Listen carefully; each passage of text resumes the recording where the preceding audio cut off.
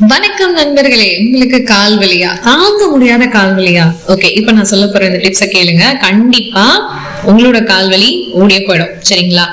சரி, பழங்காலத்துல நம்ம முன்னோர்கள் கால் வலியோ மத்த நோய்களோ அவங்களே தாக்காம ஆரோக்கியமா வாழ்ந்துட்டு வந்தாங்க இல்லையா? அவங்கள அவ்வளவு பாதுகாத்துட்டு வந்தாங்க. அவங்க எந்த நோயும் தாக்காது, அவ்வளவு ஆரோக்கியமா வாழ்ந்துட்டு வந்தாங்க. இதுக்கு காரணம் என்னன்னு தெரியுமா? நம்ம முன்னோர்கள் உணவா எடுத்துக்கிட்ட சத்தான உணவுப் பொருட்களும் பழக்க வழக்கங்களும் தான். ஆனா இன்னைக்கு நம்ம குழந்தைகள்ல இருந்து பெரியவங்க வரைக்கும் சரியான ஊட்டச்சத்து இல்லாத உணவுகளை சாப்பிடறதுனால உடலை தாங்குகிற கால்கள் வலுவை இழந்து கால் வலியாலையும் பல வகை நோயாலையும் அவதிப்படுறாங்க. சரி, இந்த கால்வலியை போக்குறதுக்கான ஈஸியான டிப்ஸ் பாத்துடலாமா? கால்வலியை போக்குறதுக்கான ஈஸியான டிப்ஸ்: கால்வலி, கால் சோர்வை விரைவில் குணப்படுத்த தேன் அண்ட் எலுமிச்சை சாறை 1 கப் வெதுவெதுப்பான தண்ணீரோட குடிங்க. முழங்கால்கள்ல வலி ஏற்படும் போது அந்த இடத்துல ஐஸ் கட்டிகளை வச்சு 10 இருந்து 15 நிமிஷம் வரைக்கும் ஒத்தடம் கொடுங்க. இது மூலமா முழங்கால் வலிகள் முற்றிலுமா குணமாகும். தூங்கும் போது கால்களுக்கு அடியில தலகாணி வச்சு தலையணை வைத்து தூங்குறதுதான் கால்கள் வலிக்காம இருக்கிறதோட மெதுமெதுப்பான இடத்துல கால்களை வச்சு தூங்குறதுனால தூக்கமும் நல்லா வரும்.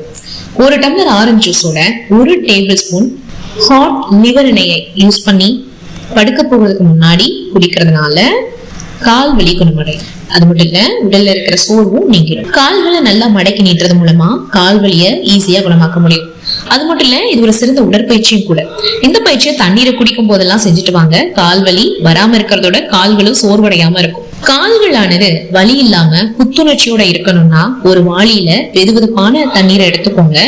அதுல கொஞ்சமா உப்பு போட்டு, எப்சம் உப்பா இருந்தா நல்லா இருக்கும், அதையும் நீங்க விசாரிச்சு பாருங்க, கிடைக்கும், கண்டிப்பா கிடைக்குங்க எப்சம் உப்புலாம். ஓகேங்களா? கால்களை நீர்ல மூழ்கி இருக்குமாறு 15 இருந்து 20 நிமிஷம் வச்சுக்கணும். இப்படி பண்றது மூலமா ஈஸியா கால் வலியை போக்கலாம், நல்ல ரிலீஃபும் கிடைக்கும் உங்களுக்கு. பெண்கள் கால் வலியால அதிகம் பாதிக்கப்படுறீங்க அப்படின்னா அவங்க அதிகமான உயரம் கொண்ட காலணிகளை அணிகிறதால இடுப்பு வலியோட கால் வலியும் ஏற்படுது.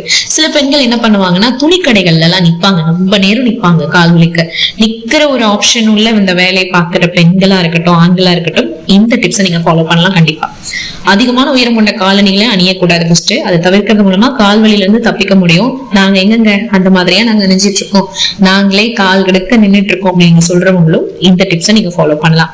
அன்றாட உணவுல கீரை, பழங்கள், காய்கறிகள், மூலிகை சூப் இதெல்லாம் அதிகமா சேர்த்துக்கோங்க. முக்கியமா கீரைகள்னு சொல்லும் போது எனக்கு ஃபர்ஸ்ட் ஆப்ஷன் முருங்கைக்கீரை, அகத்திக்கீரை எல்லாம் சாப்பிடுங்க, ரொம்ப நல்லது. தினந்தோறும் 1/2 மணி நேரமாவது நடைப்பயிற்சி பண்ணுங்க, அது ரொம்ப நல்லது. கை கால்களை நல்லா வீசி நடக்கணும். எங்கெங்க போய் நடக்கிறதுன்னு கேக்குறீங்களா? வீட்டு மொட்டை மாடில நடக்கலாம், இல்ல வீட்டுக்குள்ளேயே சுத்தி சுத்தி வரலாம். அப்படி உங்களுக்கு பிடிக்கலையா, பக்கத்துல பார்க் ஏதாவது இருந்ததுன்னா அங்கே நீங்க போங்க, அங்கே போய் நல்லா நடந்து கை கால்களை நல்லா வீசி நடங்க. சரிங்களா? சோ இந்த டிப்ஸ் உங்களுக்கு ரொம்பவே யூஸ்ஃபுல்லா இருக்கும் நம்புறேன். யூஸ்ஃபுல்லா நினைச்சீங்கன்னா லைக் பண்ணுங்க, நிறைய பேருக்கு ஷேர் பண்ணுங்க.